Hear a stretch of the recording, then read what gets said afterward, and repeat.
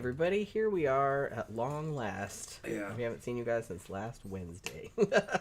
Other than me, like, uploading some videos, but, you know. Yeah, I lost internet for a while. We've also been pretty sick. Yeah, now I've got it. Yeah. But, hopefully it won't be as bad as yours. Yeah. Moleface Pillow Biter said today's my birthday. Okay, well, happy birthday, Moleface Pillow Biter. But yeah. So, Tom's still kind of sick. I'm just got it, too.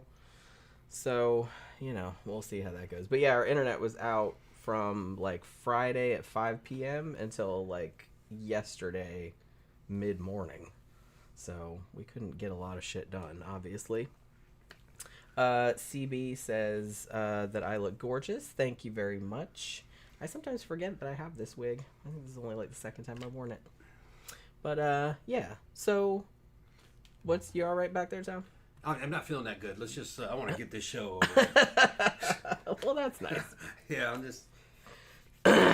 Okay, so, this is a movie. I don't know. I feel like this movie is kind of a little bit obscure if you're not in the goth subculture. You know what I mean? And maybe even, like, you know, younger people in the goth subculture haven't heard of it. But I kind of feel like it was one that a lot of people of our age watched, like, back in the day. The weird thing about it is that when I looked it up, because I said, ooh, they have it for free on Tubi, and we should totally review that, because I hadn't seen it for, like, 20 years. And Tom was, like, insistent. He's like, that can't be from 2001. He's like, yeah. I'm sure I saw that in the 90s. Yeah. And I kind of thought the same thing, too.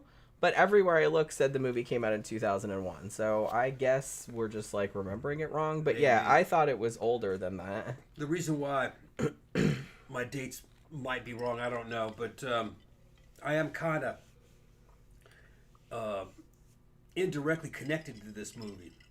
One of the characters in this movie, kid named Clive, that character named Clive, was friends with my ex-wife. Or the guy who that character is based on. Yeah, not the actual guy. But that character was based on a guy that my ex-wife was friends with, that she had been pen pals with him for a few years. And whoever produced and directed this movie also knew him.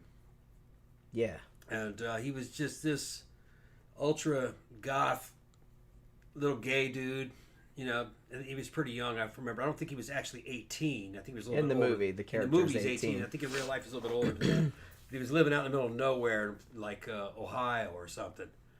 And they wrote for a long time. And a strange thing about it, though, is that eventually the real character, not the guy in the movie, not the character in the movie, but in real life, that guy took his own life eventually. It was kind of sad. But yeah. I didn't know him. I didn't know the guy. My ex knew him. Yeah. Yeah, I feel like this movie, it was so interesting to, like, watch it again, because, like I said, I haven't seen it in such a long time. And I think this is, when this came out in 2001, even though, you know, I'd been into goth shit since, like, the 80s, but you didn't really see a lot of goth characters in movies.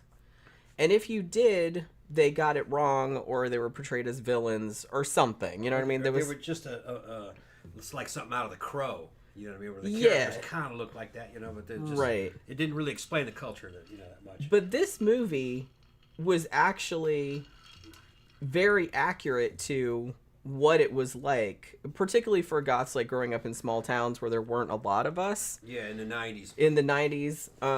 And just the way that the shit that they did, and, like, the way that they hung out, and, like, the clothes that they wore, and the way that they talked to one another was, like, really accurate. So I was, like, watching it again. I was like, wow, this is, like, bringing back all these memories, like, from back then. And the type of people they were, and how they kind of lived, and the home situation's pretty accurate in this, and how they interacted with each other, and the shit that happened to them. This is a road trip movie. Yeah. It's about this cute, kind of full-figured goth chick who's a 25 with her little 18-year-old gay boyfriend. They're just friends, you know. Yeah. And they go on this road trip adventure to go to New York to enter like a goth Stevie Nicks fucking Night of a Thousand Stevies. Impersonators night. That's a real thing. Deal. Yeah. I don't know if they still do it, but they did it at like drag clubs in New York City for a long time. Yeah. Where people would show up and the person that looked the most like Stevie Nicks and sounded the most like Stevie Nicks, like you won. You know what I mean? So that's a real thing. Well, she goes by the name of Gypsy 83, and she's like a Stevie Nicks fucking fan. You know, like a free, and she dresses in kind of like a mixture of goth clothes and Stevie Nicks inspired stuff, you know, and which some goths did. That was with the kind of flowy. Kind of looked like that. Yeah, kind of. At certain times, yeah.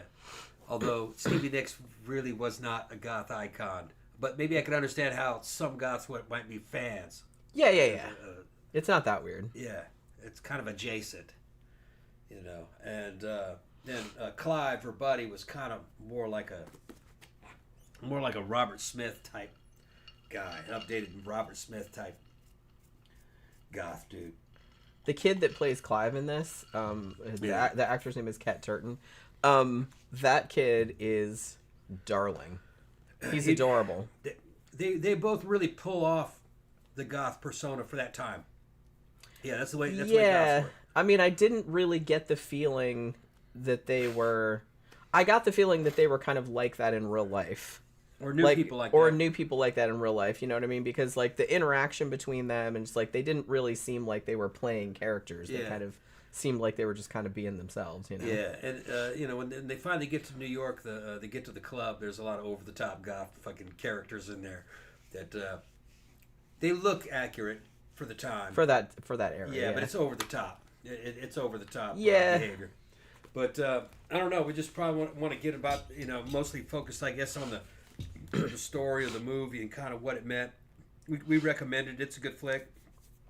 I think that, like I said, I kind of feel like if you grew up in the goth subculture, you'll probably get a lot more out of it.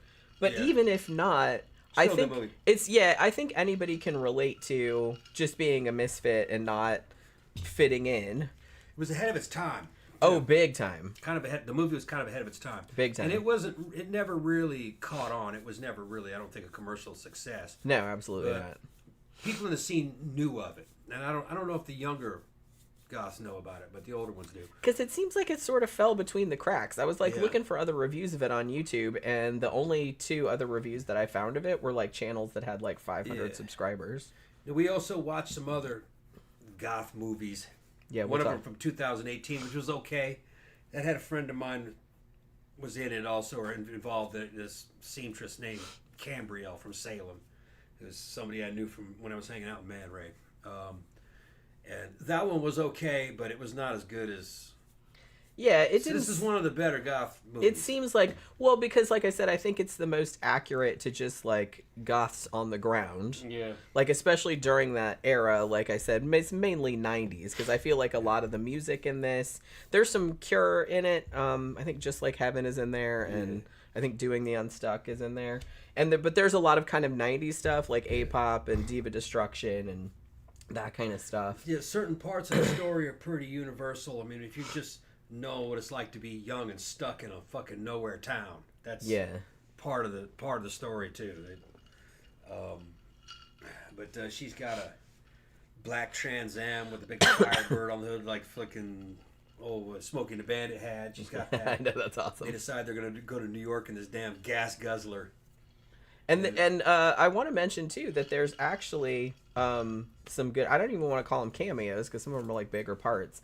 But Gypsy's dad is played by John Doe from X, who was in a fuck ton of movies.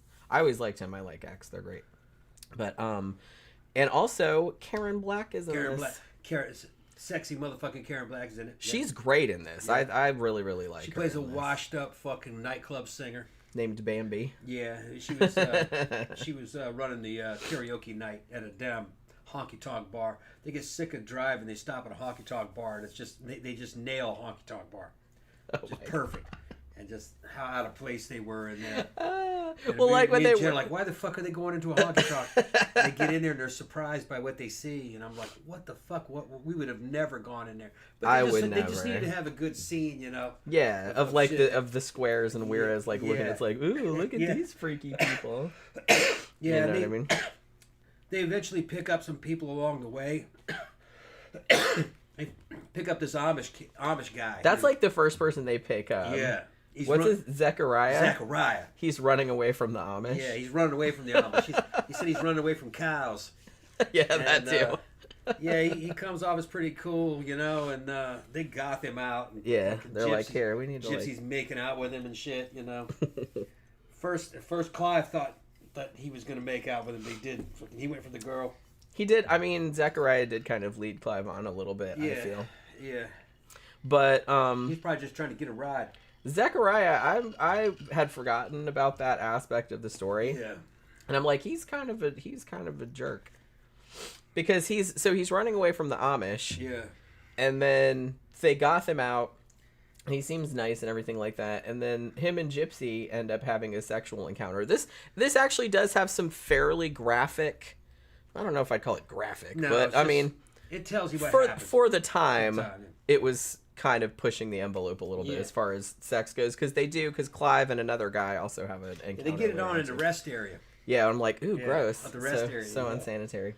But the bathrooms did look nice and clean though. Yeah, so I will get it off in the rest area. It's just like, and ew, I don't want to be having sex with somebody on the floor of, and then he says, like rest stop bathroom. Yeah, and then he confessed to her that he's like, look, you know, I love you and everything, but I got to go back home. She's like, why is that? Because I'm married. And he has a kid. And have a kid on the way. Yeah, like his wife's pregnant. I'm like, you fucking asshole. I think he got cold feet. He was trying to run, but then, you know, when he hooked up with her, it somehow kind of shocked him out of it. He realized how bad he was fucking over his wife and kids, so he decided to go back. She got pissed, kicked his ass out. Well, I don't blame her. I'd have been pissed too. Now, during that whole thing, while they were at the rest area, because they were at the rest area for hours, evidently. There was a fucking camper, like a mobile home. Yeah. It had a fraternity in it. A bunch of frat bros. Frat boys, yeah. And they had pledges. They were hazing pledges and stuff. And the guy that was doing, one of the guys who was doing all the hazing comes and hangs out with him. And he starts fucking getting sweet on fucking Clive. On Clive, yeah. Yeah, he makes a move on Clive. Like I said, Clive is adorable. Yeah, and Clive was a virgin. He gave his virgin.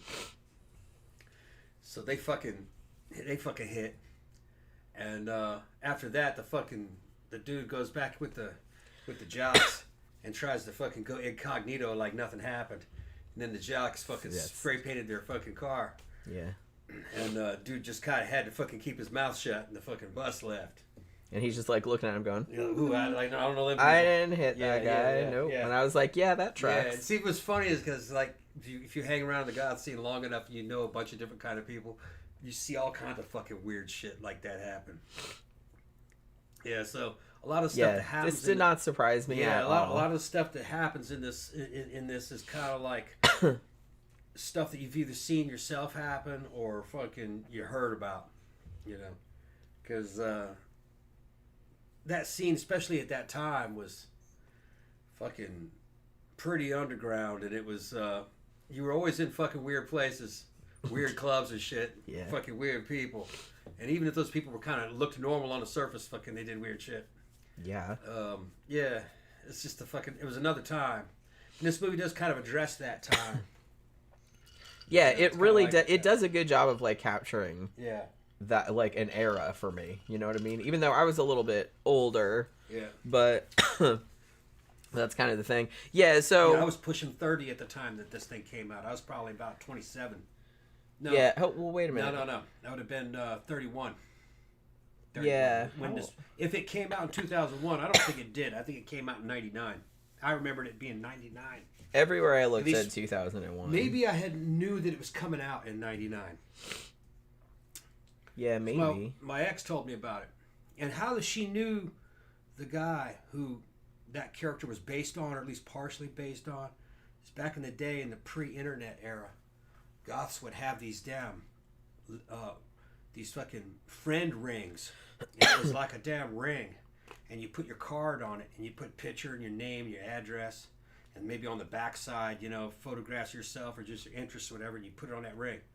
And you'd send it to somebody, and they'd put it on their ring, and you'd send it around, and people could get each other's addresses and pictures, and you could make pen pals that way. Yeah. That's how my first wife met him, on one of those friend rings. That's gone now. It was replaced by the internet, but that was pre-internet shit. And that's also how you found fucking fanzines. They were doing kind of the same thing. People would use repeatiographs to make their own private magazine with goth stuff in it, photographs. And some of the shit was fucking wild, man. There was like porn on it, like girls taking pictures of themselves, or fucking making out with other chicks. And now everybody does that. What's that? Now everybody does. Now everybody does that. But it was real. It was repeatiographs. It was real low res. Yeah. So you couldn't really see exactly what was going on. You weren't sure if they were faking it or not. And then they would print up a bunch of copies of those at a fucking office. You could own they probably did it at their house or whatever, and make 100 copies and send it out to people. And then they would trade them off. Although those were kind of like dying out by the time I think by the time fucking like 95, 96, I started seeing less and less of those. Because then you had like Propaganda Magazine and shit was picking up the slack. Yeah. Real magazines started to appear. But yeah, so this is, like I said, it's kind of like a road trip movie in the sense that they're going to New York to this Night of 1,000 Stevies thing because Gypsy, who is 25, she, she wants to be a rock star pretty much. Yeah. So, and she sings really good. I think that's really her singing in the movie. And, like, her mom was a singer and ran off to New York City and, left her and her dad behind. Her dad's also a musician. So she kind of wants to follow in the footsteps. And her mom is also supposedly, like, involved in this Stevie Nicks festival, too, that she's going to. So at first she's thinking that she's going to maybe, like, reconnect with her mom or whatever. So that's like another thing. And I guess like Clive is just kind of going along because he doesn't want to be in fucking Sandusky, Ohio anymore, which I'm pretty sure they shot this in Pennsylvania, but it's supposed to be like Ohio. Like, I don't even know if Sandusky, Ohio is a real place. It might be. I wouldn't know. It might be fictional. I've never been to Ohio my whole entire life. But yeah, I was laughing because it's kind of like a coming of age story too, because I feel like, they have a lot of discussions about Clive, and he's only 18. He's still in high school. And he's kind of, like, going off on, he's like, yeah, he's pretty sure he's gay. I mean, But he's also maybe thinking maybe he's asexual because he thinks sex is gross or whatever. But then, like, when he hooks up with that frat boy in the bathroom, like, he's like, oh, okay, maybe it's not so bad. But the whole thing, too... She was hoping that she'd fucking get him, too, I think, for a while. She was in love with him. I think she was in love with Clyde. No, She was mad when he hooked up with that dude. Yeah. Well, yeah, because I think that she didn't want there to be anything in the way of their friendship. Well, because he offered to have sex with her, like, just as an experiment, and she's like, nah, thanks. You know what I mean? So it wasn't like that. But, That's not how you do it. I know, but they did kind of, like, joke about it, and she was just like, no, I don't want to do that. But I do kind of feel like it's a lot of this movie is, like, her journey of, like, finding her self-confidence, right? And it's like, here's another thing, is that a lot of the movie, she gets picked on a lot for being quote-unquote fat, which she's not fat. She has real big boobs, and she has, like, kind of a round, chubby-ish kind of face, kind of like I have. But she's not fat, though. No, she wouldn't be considered fat today. No. Today she would be considered kind of like thick. Or yeah. Some would say like big fine. Yeah, more thick than fat, yeah. and just like minor thick. But in the '90s, in the goth scene, they would have considered her to be overweight, kind of, because the ideal in the '90s was to be fucking super skinny. Yeah, those are the girls that were getting all the attention. Yeah, the ones that were like little fucking sticks. Yeah. Well, it's just kind of like in the mainstream. Heroin chic look. Yeah, that was very big in the mainstream modeling world too. Right. So they didn't really address the drugs. There were drugs and there were drugs in in a lot of the scenes too, and it was weird once, when I started showing up, heroin was on its way out, but it had been there for a long time, and they were dying from it. Some of them, but they were the older ones. Yeah. And I had some friends that were just addicted to that shit. It just, pretty much they all died eventually. It was a fucking. And it was kind of like a holdover from the '80s too, Yeah, because that was just, they real were big. doing it for a long time, but then that kind of went out, and it became hallucinogens and alcohol. Not really a big weed crowd. Yeah, not really. Mm-mm.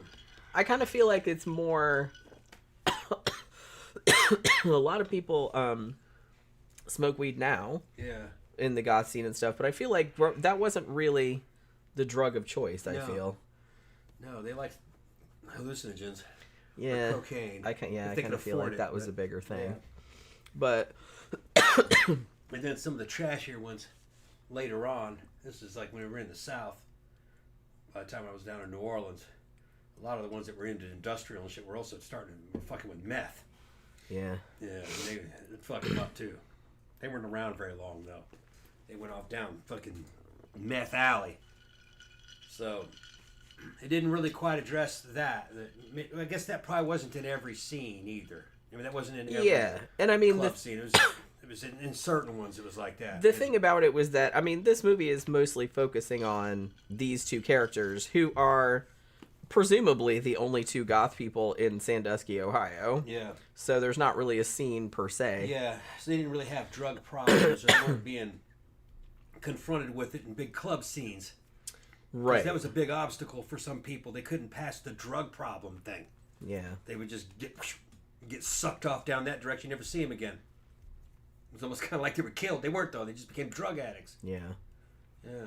Tammy said, yes, there is a Sandusky, Ohio. Yeah, is that they are right? famous for the Cedar Point Amusement Park. I've actually heard of that. And then Phantom said, yeah, she's got some tiggle bitties in the video photo you put up. Yeah, she does have very, very big. She shows them in the movie, too. Like, one time. She's But I was like, yeah, she does have very large boobs. And then Tammy said, Sarah Rue, who's the actress that plays her, has always played the chubby girl. Yeah, I heard. Was she, like, wasn't she a spokesperson for Weight Watchers or something like later on? Maybe I thought I heard. I don't know if it was Weight Watchers, but it was something like that, or Jenny Craig or something like that. But yeah. So I wanted to talk a little bit too about.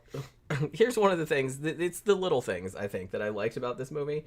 I love that there's scenes of the two of them like hanging out in Ohio, like in cemeteries and stuff, as one did back in the day when you didn't have anywhere to go. And they're like dressed to the nines, man. She's got like the gown and the corset and like the big stacked like high heeled boots that I remember some people having like back in the 90s, those boots. And I love that when she's walking around in the grass, she's all like walking around like that. Ankles constantly buckling. Ankles like constantly buckling like that. And I'm like, oh, I felt that so hard. Yeah. I felt that so hard. And then like a lot of times too, like she's, kind of falling down like when she's on stage and all this other kind of stuff. Because she's trying to get past her stage fright also, because that's another thing. She wants to be a rock star, but she gets up at this fucking honky tonk with these ridiculous, oh my god, this one woman that's in this, she looks like somebody from Eustis, where we're from, to be honest. Like if I went in the Oasis and saw this woman, I wouldn't bat an eyelid. But the woman had this mullet. Yeah. I don't even, man, it's a mullet. I mean, big time. And then she had like these big baggy acid wash jeans. Yeah. And then like high-heeled white sandals. Yeah, and they were. That wasn't the South either. No, that was Midwest. People forget that in the Midwest and up north they got rednecks too. Yeah, they call them hillbillies, but they're that same kind of look. The same fashion faux pas. Yeah, that's far beyond a faux pas. Seriously, they don't know any better. I guess not. Fucked up hair. I don't think it's as bad as it used to be. I would hope not. But hair would be all fucked up. But it was just funny, like during that scene when they go bleached so much, it's just like crispy and yellow, feathered fucking it's hair. just like all curly like, at the front. Yeah, it's just like oh man, this woman, like a mushroom on top. I was of like, I wonder what she looks like in real life. Like, I hope she doesn't really look like that. Terrible. I was like, but she looks like somebody from around here, like that you'd see at the Dollar General. Fucking. What do they call them? Fucking jean jackets with fringe and shit. Yeah, it's something. Yeah. But that was, yeah, so they go in this place. I guess they just, I don't know, I don't remember, like, why exactly they went in this place. Maybe they were just hungry, or they were like, ooh, karaoke, and they didn't really think about what the crowd in there was going to be like. Because they go in there and, like, fucking whatever that song is, that Autograph song is playing, and everybody looks like, you know, Jethro. Yeah. And, like, and Clive makes her get up and do fucking karaoke. This is the part that has Karen Black in it. I had forgotten that not only that Karen Black was in this, but that she was in it for such a long time. Yeah. Because she's kind of like the master of ceremonies of this karaoke thing. But she comes out and does a song, and she's, I don't think it's really her singing, but it's this really cool, like, loungy kind of stuff. And then she kind of befriends the two of them. And they go back to her house, and she talks to them and stuff, and she kind of feeds them a line about how she used to be, like, real famous and stuff like that. But then, she like, had a hit and everything. But then, like, Gypsy's, like, going to the bathroom and, like, poking around in there and, like, finds, like, all these records, like, of she hers. She had cases and cases of a single record right. that she had, so that they didn't all sell. they're just in her house. There were, like, still. Collection notices that all the furniture and there was rented, and they were trying to repossess it. Right. And, you know... So she'd never had any kind of hit. And that kind of made Gypsy want to go back home, because she's like, I don't want to end up like a sad has-been like this lady. Yeah. Or actually, it never was. She was not even a has-been. They asked her to go with them and shit. They were going to take her with them. Yeah, she was going to go, too. When she was like packing all her stuff and everything. Like, but then... Yeah, Gypsy changed her mind, just left But then when Gypsy found out about that, she was like, yeah, fuck that bitch, and she left. I still felt really bad for her, though. Yeah. Like, you know... She probably would have had a good... Because Clive is all... They were thinking that she used to be famous. Yeah. He's like, oh my God, we're going to take you to New York City, and we're going to do, like a revival tour or something like that. But it's like... It turns out... Yeah, it turns out she was never famous. Mm-hmm. But like I said, I really, really like Karen Black in this, and I had totally forgotten that she was in this movie, and it just made me happy when she showed up. It was just a cautionary tale that some girls fucking had a lot of talent, but never made it as famous, and they just fucking tried to live off the old... fantasy, the old pipe dream that never happened. And she was over the hill and still had hope that maybe she could do something. But no, if it doesn't really happen when you're young, it's not going to happen when you're old. I mean, probably not. No. It is probably not that kind of thing. Like, she could do a number at a lounge, but she'd never be famous. She'd never have a hit. Zach says, up here, our hick women usually weigh 300 pounds, wear booty short jeans, and a tank top with bra strap falling out, no makeup, and have a sunburn. Yeah. I mean, yeah, that's similar. Simple. Like, you see ones like that down here, too. Yeah. But it's like that, the one lady that's in this fucking honky tonk scene down here, I was just like, that's out of control. But I have seen people that look like that. Every time I see people that look like that, I always remember that, what was that episode of Kitchen Nightmares? Where he went to that restaurant in fucking cockatiel hair. Yeah, in Michigan. Exactly. I think it was in Michigan. Yeah.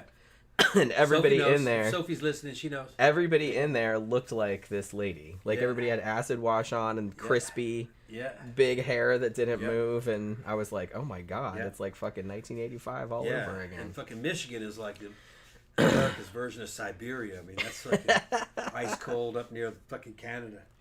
That's and still, man, they look like rejects from the South. That's how redneck they look. Yeah, I mean that's like the South wouldn't have them. And here's funny is that they're not even in a rural area really. That's what's crazy to me. I'm just like that whole real episode, and it's that episode's like old now, but it's like I periodically rewatch it because I just can't believe the crimes against humanity, like all the fashion. She was a fucking throwback to like 20 years prior, maybe 25, 30. Even longer, yeah. I mean, I remember people looking like that like in the early 80s. Fake yellow tan and shit, orange tan, and that like weird pink lipstick and that frosty blue eyeshadow, and oh my God. I always hated that look. I kind of feel like that was the thing for 5 minutes where you went and got in the tanning booth and like cooked yourself to fine Corinthian leather. Yeah. And then like you just had this white blonde crunchy super bleached hair, super damaged. Yeah. And like pink lip gloss. She's trying to make it on a fucking Bon Jovi fucking video or some shit like that. I have never seen that look good on a single person. No. I really haven't. It just doesn't look good on anybody. I don't care how hot you are. It just does not look good on anybody. Terrible. It's terrible. And it has slightly heavy metal overtone. Yeah. It was like... It definitely was. Yeah, those chicks were listening to fucking Bon Jovi and Winger and shit like that. Which isn't even heavy metal. Not even. No, not by Fake a long heavy. shot. That was girl heavy metal. That was girl heavy metal. They were listening to fucking Cinderella. Yeah. Remember them? Yeah. Cinderella. When I was in junior high, the kind of like the two, I guess, youth cliques or whatever. Sorry, were the new wave kids, of which I was one, and then the heavy metal kids who were listening to that crap like Cinderella and stuff.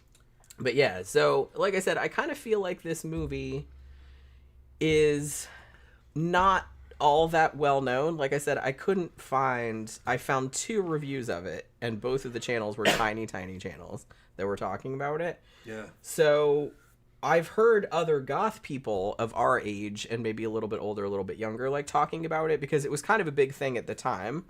It didn't get the promotion. It really didn't. I don't really know how much it costs to make. It's a pretty low budget. Yeah, it's a little indie flick. Yeah. I'm not even sure if it had a theatrical release. It probably didn't. Probably went direct to DVD or actually VHS maybe in 2001. Yeah. They probably tried to sell it through, music magazines probably where they tried to market it. I don't know. I don't know anything about the movie. I don't even remember how I ended up hearing about it. I remember seeing it for sale too. I guess like a lot of people like in catalogs talked about it. Like I guess I must have heard about it from somebody. Yeah. But Zach says my dad's ex-wife was a bleach blonde with a leather tan, just like you described. And of course her name was Nancy, because what else would a woman like that be called? Yeah. Heather. I mean, yeah, Heather is maybe a good one. But should we say, like, okay, so... Tammy. Yeah. Tammy, yeah. Tammy is the name that I usually associate. Yeah. Sorry, Tammy, with an IE. Yeah, it's usually Tammy with a Y that I associate with that look. But, or Sherry. Mm-hmm. Although I know a girl named Sherry in school and she don't look anything like that. But so this is on Tubi.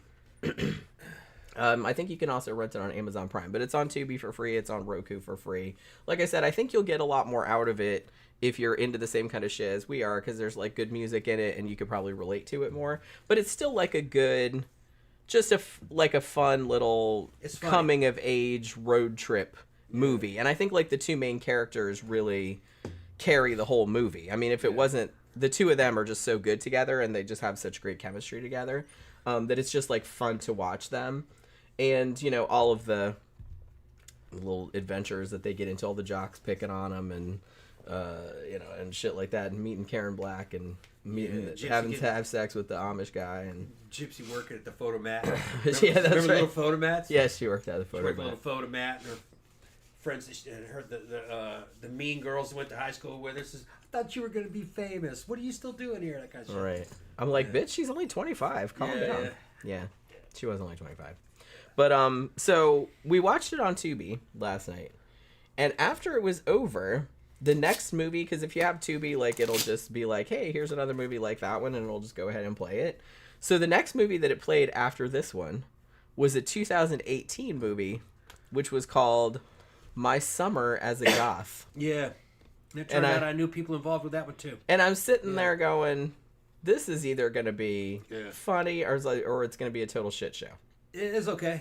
Yeah, well, the reason I wasn't going to watch it, but then, like, I saw the opening credits, and like you said, I saw Cambriel, who, if you're a goth of a certain age, like we are, everybody knew who Cambriel was. She makes clothes. She has her own company.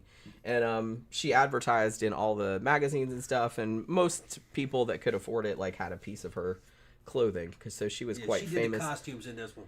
Yeah, so I was like, She's okay, well... probably in it. She might have been. I was kind of looking for her, but I wasn't looking that hard. There was an author, Jenny recognized a gothic author was in it too. It looked like that this may have had something to do with around Salem or Boston, Massachusetts area is probably where it came from, because those people were involved out of the Boston scene. So it might have been filmed up around there. I'm probably thinking, because I didn't really do any research on that, because I was Yeah. just, I'm watching it and being like, I don't know if this is going to be it actually ended a up, weird mixture of weird and okay. yeah, you know, it was like some of it I didn't love, I don't know but why the grandparents were involved in it, you know, but I figured they probably just put some money into Yeah, the thing. must be. What I was gonna, I forgot to mention, we were talking about Gypsy 83, was that when they finally get to New York, like to the goth club, and they walk in there and they're like, oh my god, like look at all the freaks and stuff, and they feel like all at home and everything. But then there's a scene, and this kind of bothered me, because there's a scene where Clive, who, like I said, is only 18, and he's from the middle of nowhere, and he's talking to these, like, what is much cooler, like, goth dudes that are, like, super cute and everything. And they kind of gatekeep a little bit about their, because they're talking about Poppy Z, which, like I said, most Brights, most goths would know who that was, Poppy Z Bright, an author. And one of them saying something like, oh, Lost Souls was so awesome and stuff. And then Clive says something like, oh, yeah, that's a great album. And then, like, all the other guys are like, poser. You know what I mean? And it was just kind of, I'm like, that's a little over the top. I'm not saying that some goths weren't, and especially back in this day, that they weren't, like, super snotty like that. And, like, if you didn't know your shit. Yeah, she's an author. She's then they would, a band. Yeah. They wouldn't, like, look down their nose at you like that. At least not to your face. They might talk about you behind your back. I think what with that, I think the element you might be missing though is that those three guys were gay, and the one guy they was were bitchy. sweet on him, Yeah. and they were jealous, so they were trying to. That's what that was. I guess that's They were what trying it to was. cog block, basically. Yeah, I guess that's They what were it trying was. to Because the contact- other guy that was kind of into him was kind of like defending him, being like, hey, y'all. They're just picking on you because I like you. That's probably what it was. Yeah, that's all. But I was just like, I don't really know. I never had that happen where somebody like tried to like trick me like that. They tried to trick. They didn't try to trick him. It was just that he didn't know who Poppy Z Bright was. Which that is pretty lame for a goth at that time not to have known who Poppy Z Bright was, because everybody knew who Poppy Z Bright was. Yeah, he was a real scenester though. That character was real. He just should have said, "Who is this?" You know, I've heard of her. Yeah, I don't know. Or just kind of not. Yeah. Thank you very much, Aaron. Very, very nice of you. Your interwebs are back. Missed ya. Yeah. It was pretty much all weekend we had no internet. It was pretty sucky. It was gone for like 2 days. Yeah, we didn't get it back. It went away at Friday, like at 5 p.m. And we didn't get it back until like Sunday at like 9 or 10 in the morning. There was a fire out in the woods. Yeah. Up in upstate. In Tavares. It was at Tavares, and it knocked out the internet for a lot of people around here. It burned through the fiber optic cables. Yeah. cables. That's what they told us anyway. It took them a couple days to fix it. So. And it's going to go out again. Remember, this is a temporary. They said that they might have to it might have to go out again when they put like the permanent shit in there because it's just fixed. But I don't know. I don't know how that's gonna go. Case and Lee said, I've only watched documentaries on Tubi. Are there any good and non-cheesy movies on it? Yeah. Tubi is actually a lot of horror fans really, really like Tubi because there's a lot classic stuff of classic horror movies and stuff like that. The only thing that I don't like about Tubi is that their search function, or they don't have anything like categorized all that well. Like it's hard to find stuff. So like even in the horror thing, like you have to just kind of scroll through like a bajillion probably crappy we made it for $5 movies to find, but there's like really, really good ones in there. I think they need better classification. But it's a free site. What are you going to do? You can't like complain about it. And honestly, if you know what you're looking for, it's much easier. But if it's hard to find something when you're just kind of scrolling through looking for something because it's like, 50,000 shitty movies and then there's like, 5 or 6 good ones like toward the end. But I usually kind of go to there's a lot of horror channels that I watch on YouTube where every now and then they'll be like, oh, the 10 best horror movies on Tubi right now and the 10 best horror movies on whatever streaming service. So it's good to do that so you can have somebody kind of curate it for you, because I will admit there is a lot of shit on Tubi, but there's a really lot of good stuff on there too. It's just hard to find the good shit when there's so much bad shit on there also. But yeah, I guess it also depends on your point of view. I was listening to some other guys who from World Class Bullshitters. A lot of them have children now, you know what I mean? And they say that they'll ask around younger people, like Gen Z. From their point of view, if something is older than 12 years old, then it's shit. They don't want to watch it. They only want to watch shit that's brand new. So, but I don't know. Fucking that may just be the super mainstream people. Yeah. Older movies are fucking good. Some younger people are starting to realize that a lot of those older movies were better. You know, they didn't quite look like a new movie, but the storytelling's better. Like The Thing and Predator 1 and Terminator 1. It was just real elemental, honest kind of storytelling. Now, when it comes to goth movies, really there aren't any good ones. Gypsy 83 probably the best one. It's the most accurate. Like yeah. I feel like this is the most realistic and the closest to what it was actually like. Yeah, and it also kind of has more of a naturalistic feel to it, kind of an artistic feel. The other one, My Summer as a Goth, is not a bad movie. It has a good message, but it's more like a youth movie. It's something you're going to show to like a teenager, 12 to 14, to get them kind of, to teach them some lessons about subcultures, that you can go to subculture that's cool, but that doesn't make you cool. They got assholes in there. Yeah. Your friends are people who are your friends.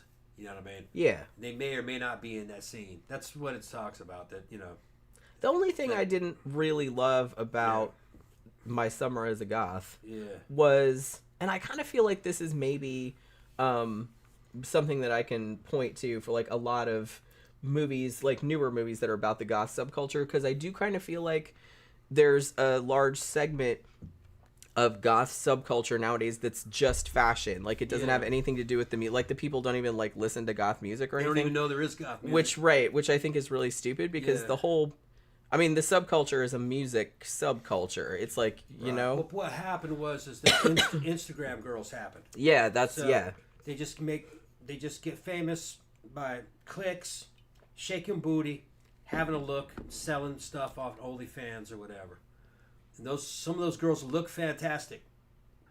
But when they dance, that's not the way a goth girl dances. Yeah. That's a girl dancing for clicks. She might even have goth-looking tattoos. Right. But she saw other Instagram girls with that. She's just trying to pick up a motif. And that's the way the Japanese did stuff. You had people that were in Japan that looked like goths. They couldn't tell you anything about the goth scene or the culture. Or music or anything. Or the music or anything. Or the music they listened to was more like metal, and it was like Japanese metal. And it had, and then they couldn't tell you anything about the history of it, or they wouldn't know who Peter Murphy was, or who Bauhaus was. They couldn't tell you who Susie was. They don't know where any of those looks came from. To them, it was just purely a fashion trend. Yeah. So I feel like that's kind of a problem. So yeah, there's a lot of that going on. And I think that's gotten worse now because of Instagram and TikTok. The thing is that like old veterans like me and Jen, when I see an Instagram girl who fucking knocks it out of the park, she knows the culture by what she's wearing. Yeah. Yeah. There are some of them you can just immediately tell, because they're going, oh, she's taking it back to, fucking 82. This is death rock here, fucking this is, she's been listening to Specimen, Oh, look, she's got a Sisters of Mercy tattoo, Yeah.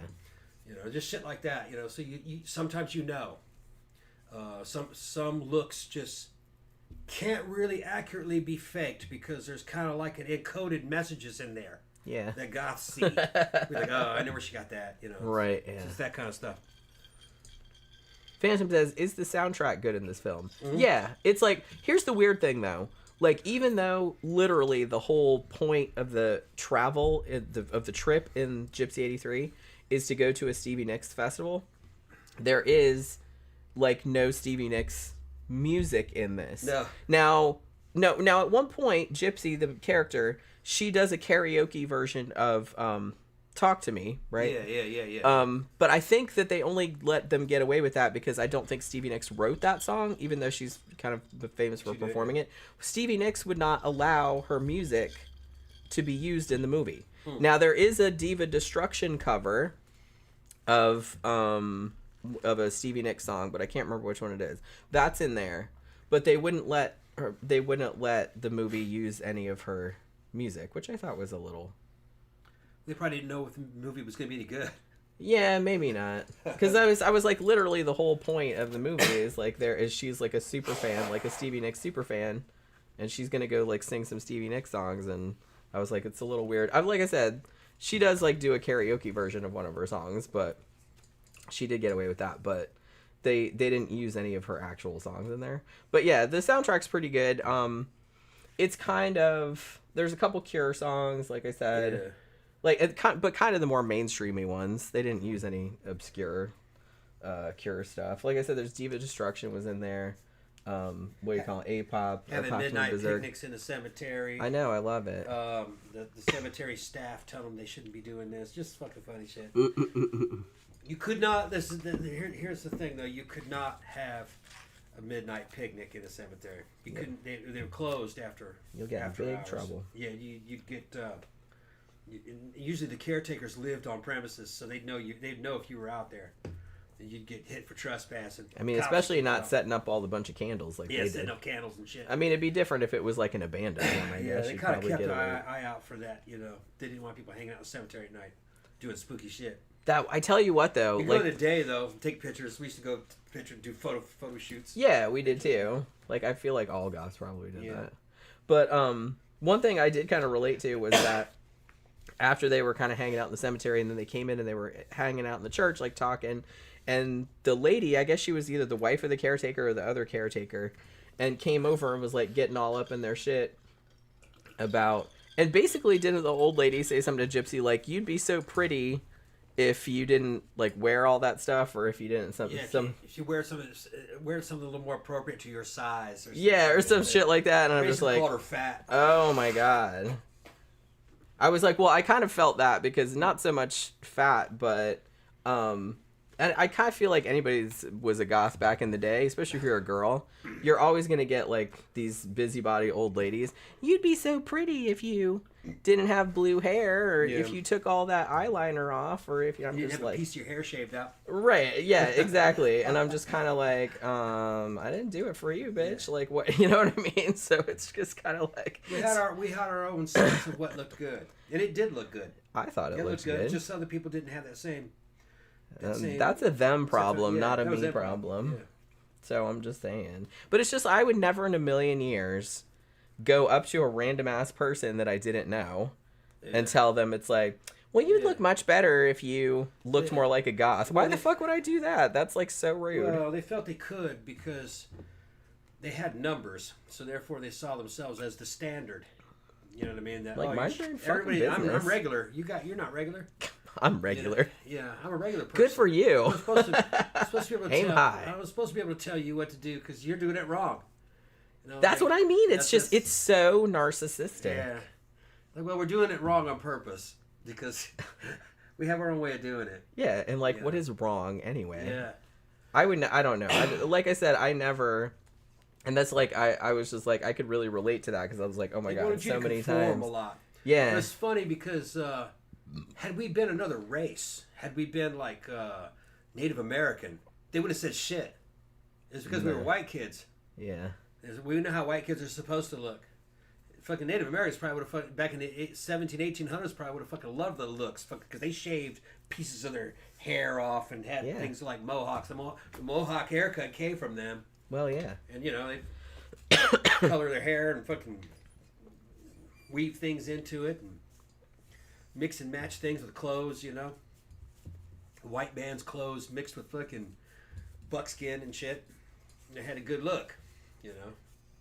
A lot of the shit that I saw, the drawings of the way they look, a lot of that shit looked kind of goth. Or kind of punk rock. Yeah. You know. So... Indians would have understood it. I don't know, man. I always felt like regular people were just jealous, man. I don't think so. They weren't jealous. They weren't creative enough to kind of put. They couldn't relate. They didn't have strategic empathy. Like I said, I don't see things the way we saw things. I don't go up to motherfuckers wearing baggy ass cargo shorts and Crocs and tell them how to live. So, like, why do they think they can do that? I think they look like crap, but I'm not going to say that. I'm going to keep that to myself, although I just said it. Yeah, we have all kinds of opinions about way regular people. We don't say anything. But like I said, why would I? It's none of my fucking business. There's some shit. I'm not them. There's some shit y'all wear that I was just like, no, man. There was some shit there was shit that they were wearing back then in the 90s that would drive me up the fucking wall. Maybe, and you know, we looked good from our point of view. You know, we looked good, and you'd see these chicks wearing mom jeans. Oh my god. Mom jeans would drive me up the fucking wall. Make everyone's ass look flat. How that? Yeah, flat ass, and then the front looked like a kangaroo pouch. It does look like a kangaroo. And shit. Yeah. And I was like, how could that be somebody's mom? Who would fuck that? Look how terrible that looks, man. You know, just not sexy at all. Really not flattering on anybody. Yeah, there was no excuse because things like fucking low-rise hip huggers and fucking bell bottoms existed by then. Those look good. Yeah. You put those on, you're gonna get laid. You put on mom jeans, no. Maybe they don't want to get laid. That's Maybe like they're trying to keep everyone. They're trying to keep everybody away. Yeah. Viagra was invented because of mom jeans. I think that's what it was. Because they needed it. Yeah, that shit came out, and all of a sudden they had to come up with something. Yeah. Don't make me laugh. That's the fucking worst, man. They do look terrible. I've never seen a single person look good in those. And they had those fucking other things that they wear back. The girls would wear those fucking shorts that looked like slacks that fucking ended at the knee. Oh, like those culottes or whatever they call them. Yeah, and then they would like fold up one, and it was like it was like a poof to them. They would look poofy. Yeah. Yeah, I remember those. They were like poofy. They were usually white, and they were just. They didn't wear those fucking Docksider fucking shoes. That was the 80s, remember? Yeah. Late 80s, they had that shit. Oh, God, those were so terrible. Ugly. So ugly. Yeah. But like I said, people, if they want to look like that. We weren't saying anything. Okay. Though. We weren't saying anything. I mean, we would talk about them behind their back, for sure. But I'm not going to go up to their face and say nothing because it's rude. So I don't, like, understand where people get off, like, going and telling other people, like, how they need to dress. If you're wearing Crocs, flip-flops, or any kind of sandals. It's just fucked up. I can kind of understand Crocs maybe if you're working in a kitchen or something somewhere. Yeah, I mean, it's all context, obviously. Yeah, and, like, I don't care about flip-flops if you're on the beach or some shit like that. Obviously, that's fine. But just some of that shit people But wear. let's go out to, like, a nightclub, like, out in the town, and let's wear some fucking flip-flops. Yeah. Piss off with that. What the fuck? Piss off with that. Yeah. It's not real safe, either. And it's not really all that sanitary. Yeah. I don't want to look at your gross-ass feet. You know what I mean? Yeah. So. I also can't understand why these brothers are spending fucking $300, $400, $500 for a pair of sneakers. And they're like Air Jordans and shit. And I'm looking at those things, the heels look ridiculous. Like, you couldn't give me those. Yeah, I don't know. First thing I do is I sell them to a brother. Try to get that ching. No. That same amount of money, you could get a pair of New Rocks that'll last 40 fucking years. Or longer. Yeah. I'm never a fan. I don't like any kind of tennis shoes. It was always kind of like a big no tennis shoe ordeal. Yeah. Like when you're in school and you have to get a pair like for gym or whatever, and I'm just like, oh, they're all so ugly. What am I gonna do? Like I just have to get like these plain black, and they were all so poofy, and I'm just like, ugh. I'm like, can I just run in my bare feet? Yeah. I hated them shoes. I hated them so much. Leather boots and shit. Yeah, I mean. Yeah. But yeah, so I don't know. So that kind of struck a chord with me, I guess, because, you know, I've had shit, not so much now because people know what it is, but back in the 80s and 90s, you'd get those kind of comments all the time. And not just from, like, kind of just assholey jock people or, like, mean girl type chicks or whatever, but, for, like I said, like, from busybody old ladies. Yeah. They think they're, like, helping you, I guess. Yeah. You know? You'd be so pretty if you took all that shit off your face. Like, all that kind of crap. Yeah. I'm just like, you'd be a lot prettier with your fucking mouth shut, too. Go ahead. So. What's the... what are they saying? What the comments say? Fido says, Tom, we need some Grand Marquis upgrade photos. Oh, okay. Yeah, I just did the... the chrome door bumpers. I did them today. They're okay. I'm fucking real stickler about if something's straight or not. And it might take me a couple days to figure out if that shit's actually straight. I popped the line and tried to make them straight, but I need a straight edge. I'm going to go in there and fix that. Just make sure that there's things don't wave at all. And then the way I cut them on the end, I'm not really perfectly satisfied with the angles that I got there. I might pull those bumpers off all together.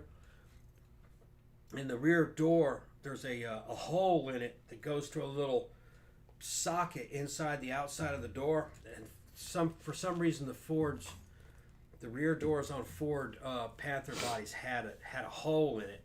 Had to do with the robot that installed the door and hung it. Thinking about pulling the door frame off, or the inner door panels off, and maybe like JB welding a metal plate back there behind that door and filling it up full of body filler and sanding it flat and just spray painting it all one color. That way there's no door bumper at all. That might look good. Because I got the paint. I got it in rattle can. I could get it to match. I'll just fucking sand that shit with fucking 2000 grit till it just blends right in. I mean, you haven't been working on the car that much lately. I've been sick. Because you've been sick for like a long time. Went down there and it only took me about 20 minutes to hang the bumpers. Because it used to have the big full-size bumpers that they were started to deteriorate. And I just went to the aftermarket ones that were a lot cheaper. I'm not going to spend $300 in rubber door bumpers. Yeah, don't do that. Fuck that. Phantom says, love that wig hairstyle, Jenny. Looks hella good. Thank you very much. It looks better on screen than it does actually when I first saw it. Because it looks blue on screen. Yeah. With my eyes under this lighting, it actually just looks kind of white. No, it's like ice blue is what it is. I guess that's what you want to call that color. But yeah. Do you have anything else you would like to add? No, that's about it. Because I don't feel too bad, but I woke up this morning and I was kind of like, oh no. I'm worn out, man. I got this crap too. Yeah. But I feel actually better than I did this morning. And I'm not on any, I took like some antihistamines early this morning because my nose was running. But I didn't take anything else all day. Do you have any cold medicine left? Didn't we get some? I got cold medicine. I didn't take any. Yeah, okay. I mean, I might take some later just so I can sleep without. I've been sick of being on fucking cold medicine. Trying to come off of it. Yeah, I know. I mean, you've got to be on the downside of it now. Yeah. But, you know, I'll be better tomorrow. Yeah, I would hope so. You seem a lot better today than you did. I feel a lot better. I mean, he's been sleeping for just hours and hours every day because he's trying to get past it. You know what I mean? I'm kind of worn out too, but you know, I got to work. So, but yeah, glad we finally got our fucking internet back. And like I said, if this movie sounds at all interesting to you, it's on Tubi. Gypsy 83 free, and it's for free. Also, My Summer as a Goth is on there too, which you might find amusing. Yeah, I was expecting it to be a lot worse than it was, and I was like, that was actually not too bad. It's okay. It just had some kind of corny shit in it. It was kind of corny. This one's a little more artistic. It's a little more. This one is a little more real, more realistic. Yeah. Because like I said, it's very much like what I remember the scene being like in the 90s. It's the way it felt at the time. Yeah, so I think that's why a lot of people really related to it at the time. And like I said, this is the way it felt if you lived out in the middle of nowhere. Which I wasn't always living out in the middle of nowhere, but after I left Boston and went to Pass Christian, my ex-wife and all her friends in Pass Christian, Mississippi on the Gulf Coast, that was the world they were in. It's kind of like what you see in Gypsy 83. They were, and they would go to the French Quarter. That was like going to the big city. And shit was dangerous as shit. But so they knew both sides of it. They just put up with the country life. Yeah, you have to live out in this fucking armpit where everybody is into the same shit as you. Yeah, it was a nice place. It's just that you stick out. And people in the 90s, people did not understand. They did not understand what the fuck was going on. Like I said, now you don't really get. We don't. It's a lot different than it used to be. Like back in the old days, everything. They didn't get it, so it's like you really stuck out, and people would absolutely throw bottles at you and shit like that. They wouldn't know what they were seeing. So internet changed all that.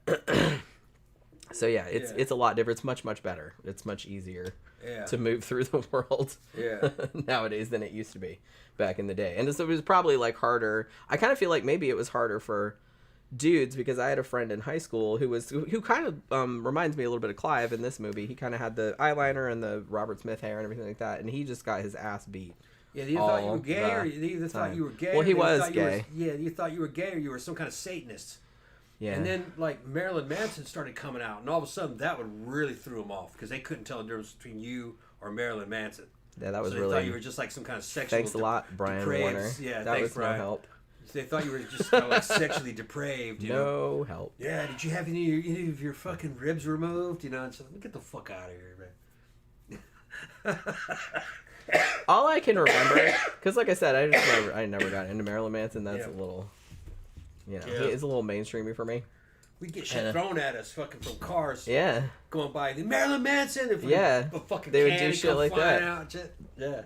The only thing I remember about Marilyn Manson is that I remember being at someone's house and they were watching one of the documentaries, I guess, about Marilyn Manson. Like, so it was backstage. Yeah. And I remember one of them, was it him or one of his band members? I don't remember.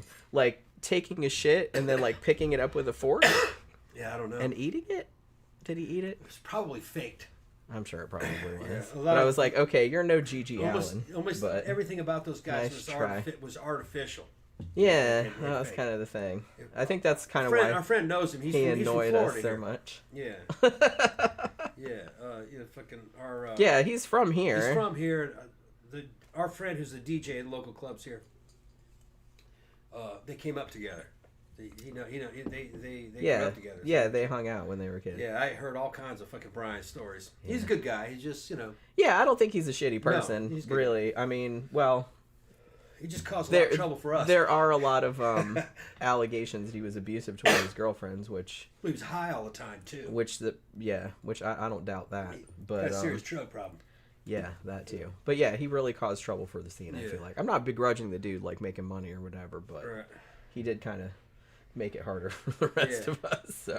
He was, in general, friendly from everything I told him, just that he caused us a hell of a fucking trouble. He did, yeah, like I said. Yeah. So, alright, so like I said, this movie's on Tubi if you want to watch it. It's, I really liked it. I think it's not a horror movie, obviously. It's just kind of like a coming-of-age road trip type of movie. It's not even want to call it a comedy, even though there's funny shit in it, but it's kind of like comedy drama, I guess. So the show Wednesday night, we're going to do another true crime, which, as you know, is my favorite. And we're going to be talking about, I'm not sure how you pronounce his last name. It's Edward, is it Paysnell or Paynell? I'm not really sure. Otherwise known as the Beast of Jersey. This dude, I've been wanting to do a show about this guy for a long time. Like, somebody recommended it a long time ago, and I'm just now getting around to it. This dude is a fucking freakazoid. So, yeah, so, Beast of Jersey. Yeah, we're going to talk about that on Wednesday night show, so that should be a good one. So hopefully you guys can drop by for that, and hopefully we'll both be feeling better by that time. So thanks, everybody, for dropping by and hanging out with us this evening. We will see you guys again on Wednesday night. Good